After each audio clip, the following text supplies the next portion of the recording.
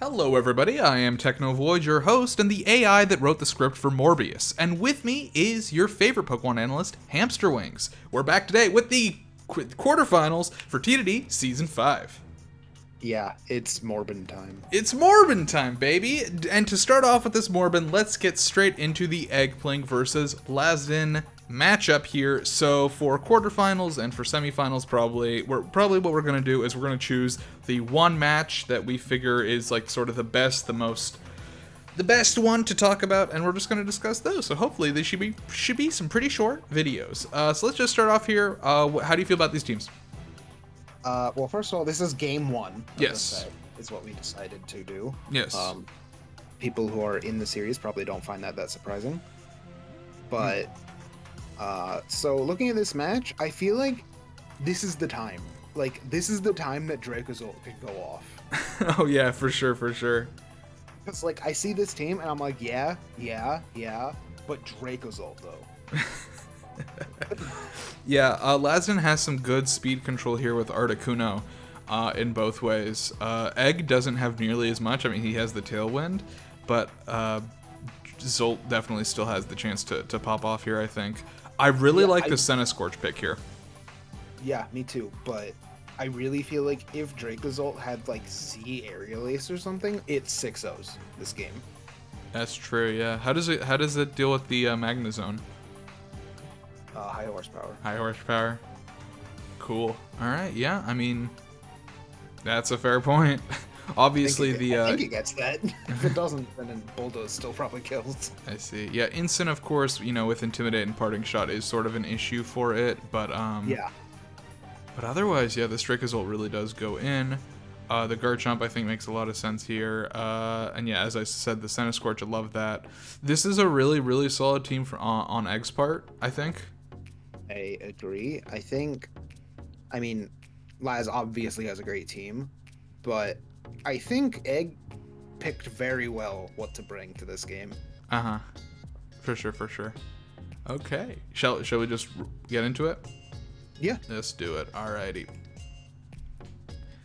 So we're leading here with Incin, makes a ton of sense, and the Articuno. So that gives you... I actually don't know if this is TR or TW, but either way, Laz sort of has the advantage here in the first turn of what he's going to do. Nice switch into Zolt there. Yeah, and what Laz is going to do is going to fake out the Tailwinder and get up his own Tailwind, which is a great play, obviously. Makes a lot of sense. Because now the Zolt is not going to be faster. Yep. Plus, he goes out into Magnezone, and Corviknight is now locked in here. This is true, yeah. Very likely so, unless it has like Analytic or something. Yeah. So now the Tailwind goes up. And so I don't think Corviknight is enough of a dead slot to let it just be alive. Uh-huh.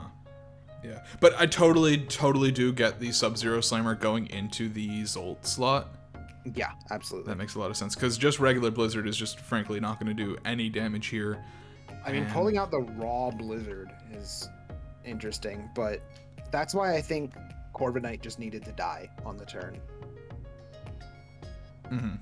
Because Scorch threatens it, and you don't want to let the Corviknight out because it'll give him Tailwind later. You have Tailwind advantage. I would just personally want to knock out that Corviknight right away. Yeah, and at this point, Egg does have one turn of Tailwind left, so Laz is going to go for the double protect to sort of deal with that.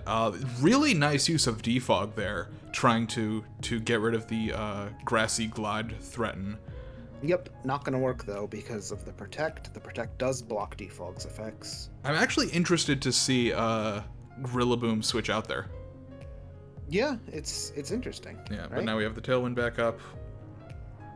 And this, now Egg is in a very good position, I think. Yeah, he's got his Tailwind up, but Laz is about to get his. Yeah, but I still think Dracozolt is probably potentially the fastest thing here. I believe if Articuno is uninvested, it is faster than it. However, that is a huge just hit on the instant. Yeah. No, instant being down is big. The crit probably did matter. Oh, absolutely, yeah. I still think Egg could have, without the crit, definitely still won that, but that definitely made his life a lot easier. Yeah, definitely. Very nice protect there on the Darkrai. Darkrai honestly just being so threatening this season. You love to see it. Yeah, but this time the threat has kind of pivoted over to Dracozolt. Yeah, but like but it still totally makes sense, like wanting to get rid of that Darkrai there. Yeah, Darkrai's absorbing the pressure for Dracozolt here, which is huge. And then obviously that Bolt Beak is just absolutely going to take out the Azumarill. No fucking chance there. And this game is basically done.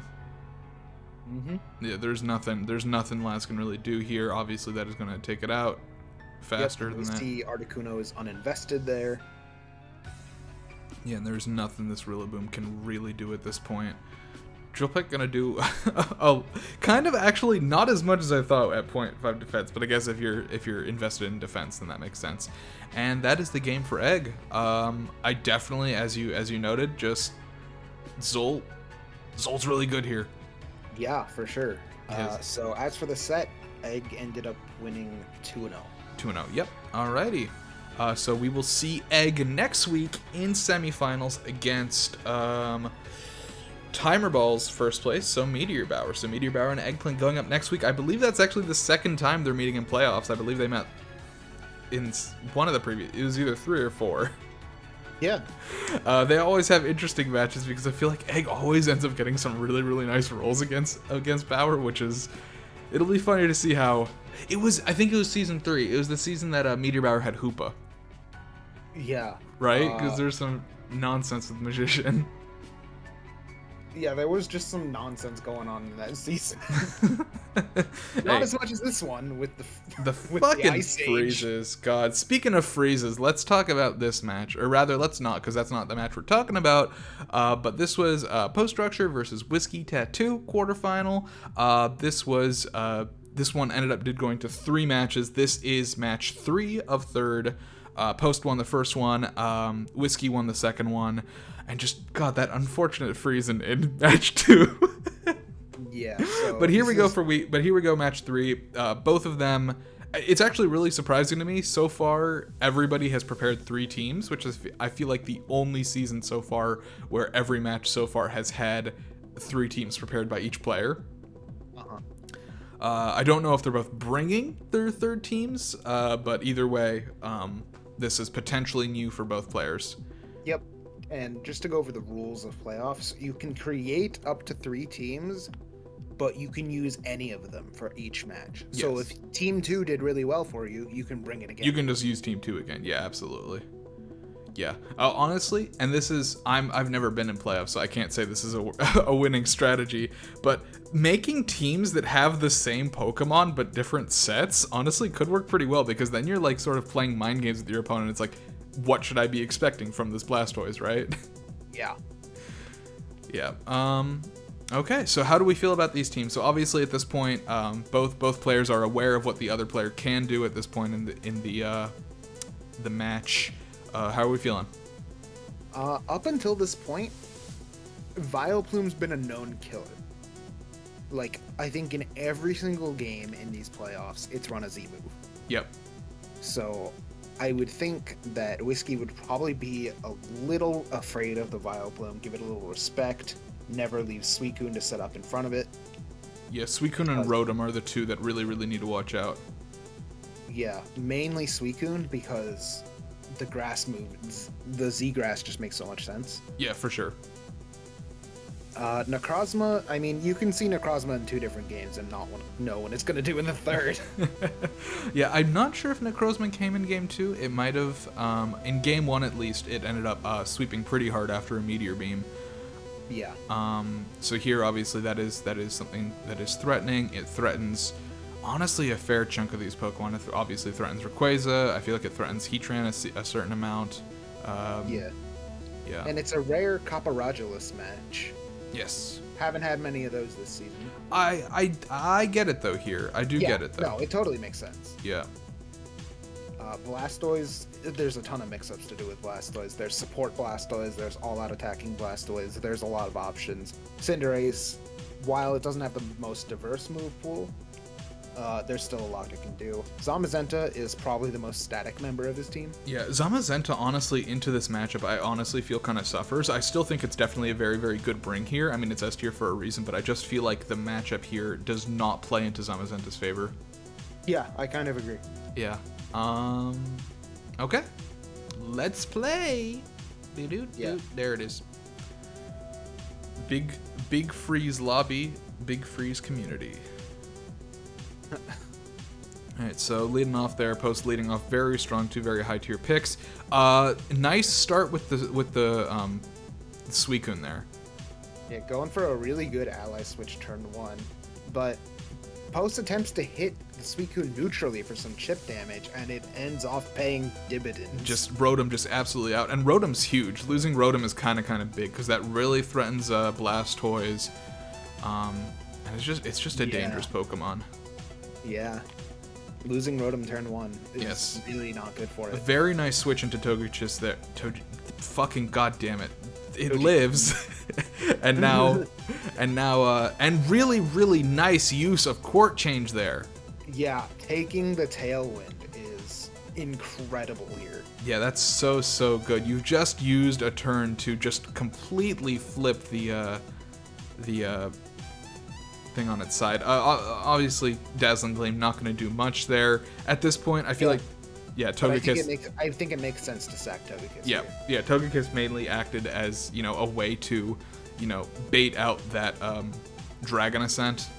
Yeah, and Whiskey seeing that Vileplume and pulling back, just knowing that even though Suicune is set up, that thing's firing a Z move. Yeah, absolutely. And very, very good play there, because the Bloom Doom comes out, only managed to take out 54%, which is kind of a chunk for a Poison type. Yeah, losing Heatran also not good. Not good at all, no. Plus, Comfy comes out now not respecting the Gunk shot. Yeah. Yeah, I mean, I think he knows it's dead. It does have the sash, but Post pulls out a really fucking based poison there. Is it based? I feel like it's just lucky. No, right. I just mean it's based, like, it works so well for him that it happens. Yeah. Because otherwise the Comfy obviously could have Draining Kissed and, regained a fair bit of HP. Yeah. It still would have died. Ray comes out and very clearly nothing on the field threatens it at the moment. Yeah. I believe Cinderace is going to fire a Gunk Shot into it. Going to do some good damage, but Rayquaza is still here to fire off whatever it needs to. Yeah, the 1.5 defense is really nice, but of course that is not actually going to matter at all versus this Drapion, because this Drapion is always critting. And the raw power of Rayquaza being demonstrated here. This Blastoise instantly going down. And obviously this crit is going to make that not matter at all. And honestly, this Drapion is in a really good spot with those defense buffs.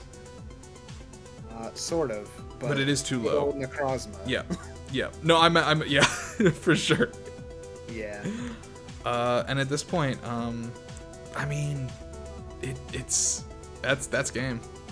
Yeah, even seeing that wild charge, it's like Suicune is not to be messed with. That thing will eat any attack. Yeah, for sure. And with that, Post wins the trio of matches.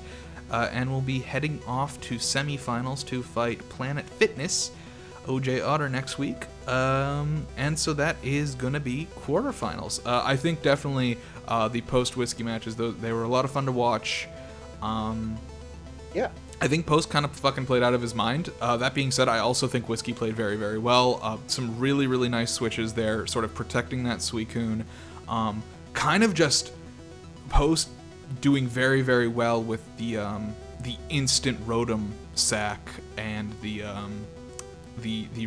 really lucky poison on Comfy there. Honestly, I don't think the poison made that much of a difference. The Comfy was gonna die the next turn anyways. It essentially would have gotten more chip on Cinderace. I mean, that is true, but if he had one more turn, he could have hard switched Suicune into a heal. This is true. That's a fair point. Yep. Yeah, the Drapion, it is cool to see Whiskey sort of bringing out Drapion after a season of not really using his C tiers, honestly, just because he didn't need to. But Drapion into this team, and it's decent. It works pretty well against Necrozma. It works pretty well against Vileplume, against holy shit. And Why can't you say Togekiss today? I don't know, man. But But yeah, I mean, I think Whiskey definitely had a very good comp coming into this, and I mean, it just came down to Post having, I think, the what's the word I'm looking for? Momentum from the lead of the match and just sort of rolling with it, refusing to give it up. Yeah. Yeah, Whiskey had sort of an uphill battle on that front. But with that, that is going to be quarterfinals. Very short video, thank God. Holy shit, this is going to be so nice to edit. Do you have any final thoughts as we move into semifinals? Cinderace looking like a threat. Cinderace do be looking like a threat. Yeah, no, honestly, OJ gotta look out for that, OJ gotta look out for that Vile Bloom. Yeah. So true, bestie. But that is going to be that. We will see. Definitely, obviously, Egg versus Meteor Bower is a hype matchup. It always is. And OJ and Post must have fought previously because they used to both be Quickball members. Yep. But I don't know if they've ever fought in playoffs, so it'll be interesting to see that. Yeah. And Whiskey and Laz, of course, we wish you all the best. And Whiskey, honestly, great showing, made it all the way into playoffs, and honestly, had a decent playoffs outing in quarters. And we hope to see you back next season. Until then, I've been Technovoid. This has been Hamster Wings, and we will see you all next week. Bye bye. Goodbye.